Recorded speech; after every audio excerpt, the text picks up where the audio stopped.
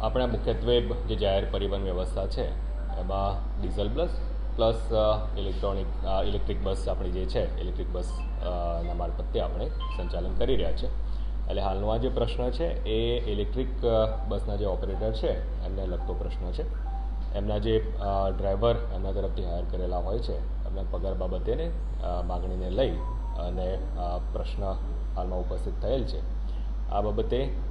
આરએમસીના જે અધિકારીઓ છે અધિકારીઓ દ્વારા બંને એજન્સી એટલે કે જે ડ્રાઈવર પ્રોવાઈડ કરનારી એજન્સી અને બસ ઓપરેટર એજન્સી એમના અધિકારીઓને સાથે રાખી અને ચર્ચા વિચારણા કરી છે અને ટૂંક જ સમયમાં આ જે સમગ્ર પ્રશ્ન છે એનો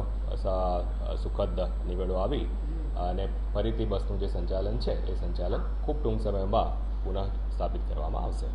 ને ચોક્કસ આ જે મુદ્દો છે એ ધ્યાન ઉપર આવેલો છે અને ચોક્કસપણે પગાર વગેરે નિયમિત થાય એ અપેક્ષિત જ છે બાબત અને એટલા બાબતે જ આપણા જે અધિકારીઓ છે એમને બંને એજન્સી સાથે વાટાઘાટ કરેલી છે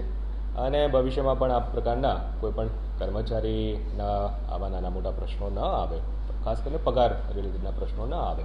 એ બાબતે જે પણ કાર્યવાહી આરએમસી તરફથી પણ સુનિશ્ચિત કરવાની થતી હશે એ ચોક્કસપણે આપણે સુનિશ્ચિત કરીશું. ટૂંક જ સમયમાં જે આખી સેવા છે એ પુનઃસ્થાપિત એમાં થઈ જશે.